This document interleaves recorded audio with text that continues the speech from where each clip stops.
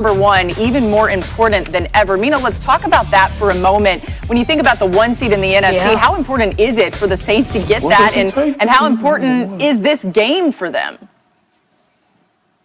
Well, you said it, Laura. It's huge because they get the bye. Right now they are in pole position, and it does come down to these next few games when Drew Brees is out. Look, yesterday I had pumpkin pie. On Sunday, I had to have some humble pie, and so did everyone else on this show watching Taysom Hill, because he was much better than pretty much anyone expected, honestly. He wasn't Steve Young, but he wasn't Steve Old either. He looked like an NFL quarterback.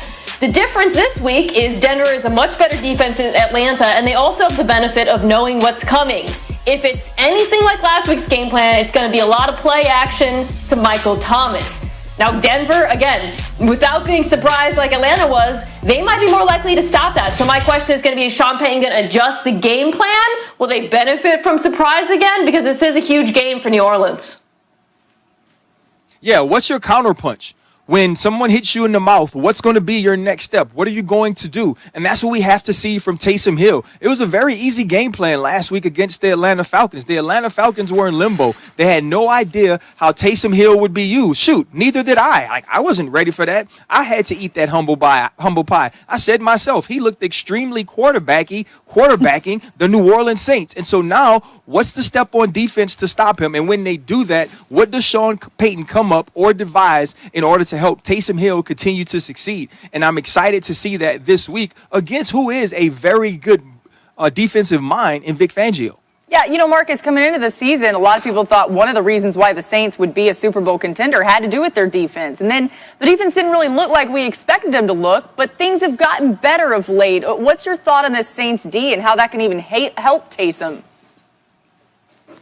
Yes, El, I know we like talking about the young, muscular lad from Brigham Young and Taysom Hill, but the real story here with the New Orleans Saints is the defense over the past few weeks. He's young, RC. We old. We have to accept it. You and I are old now. He's young. He was born in the 90s, okay? Listen, this is the thing, though. Like, we look at the New Orleans Saints and we understand that Sean Payton is a guru and he can matriculate and do things offensively and kind of cover up some of those weaknesses. This defense is becoming what Mina thought they would be, because I got to shout out and give a credit about this secondary, and then up front they're starting to get after the passer. Trey Hendricks is a part of he's league leading in sacks. We see Cam Jordan starting to come on because people can't focus on him. This defensive line is starting to control games. Y'all, look, for as much as we killed the Tampa Bay Buccaneers about that game, the Bucs only scored 3 points. That had a lot to do with that New Orleans Saints defense. And now you get into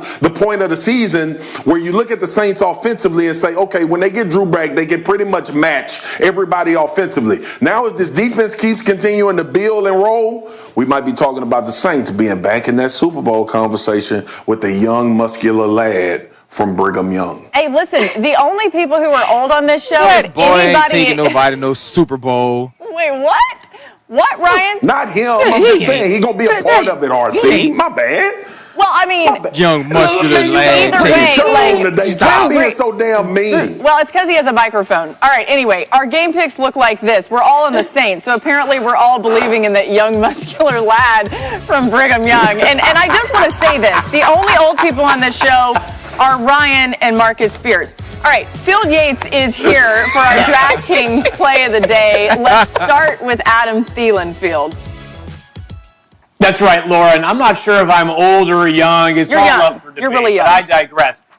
Thank you. I appreciate that, Laura. Adam Thielen, not expected to play on Sunday. Remember, he was placed on the COVID-19 list on Monday, but never definitive word whether he tested positive. Well, if he is out, which is what Jeremy Fowler is now reporting, you can potentially get a top 5 daily fantasy option in Justin Jefferson at a slightly reduced price. Jefferson, as we know, has been just incredible for the Vikings all season, especially down the field. He's been one of the best vertical receivers. It took him 12 weeks to reach that mountaintop. Now, Larry Fitzgerald also tested positive for COVID-19 this week. That one we know is a positive diagnosis. He is officially out on Sunday against the Patriots. And not that Fitz is the wide receiver number 1 for the Cardinals, but an opportunity for somebody like Christian Kirk to be even busier on Sunday against the Patriots. Let's get to Julio Jones, who has a hamstring injury, and Julio is going to be a game-time decision on Sunday. If he's unable to go, Laura,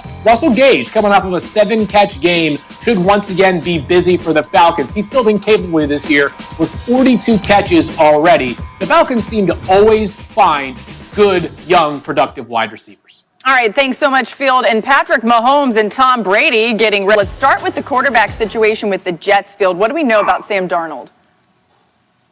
Yeah, Laura, some good news, and the Jets could use it right now. Sam Darnold is expected to start on Sunday against the Dolphins, and it's been a long time since we've seen Sam on the field. And it's really the first time we've seen Sam Darnold on the field this Sunday with his top pass catchers available, Jamison Crowder and also Brashad Perriman. So perhaps a little bit of good news in an otherwise bad season for the Jets. And how about a guy who's incredibly tough? Lane Johnson for the Eagles. It said today he's out for the year, and he's got a good reason why.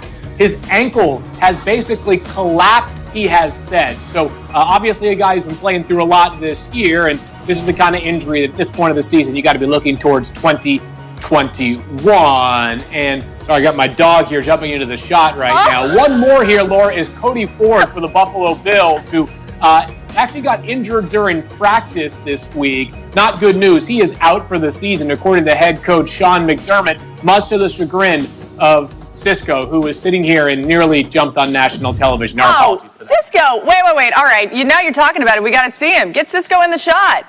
Hey, Cisco, come here, buddy. Come here, bud. I think he's decided to make his way out of the shot. Now he's shamed. So I feel like this was his one moment to be great. Instead, he's back to being persuaded by having Bones upstairs with his grandmother. Listen, Field, if he comes back, if Cisco, your dog, comes back, you just let us know. We'll pop you right up on camera just so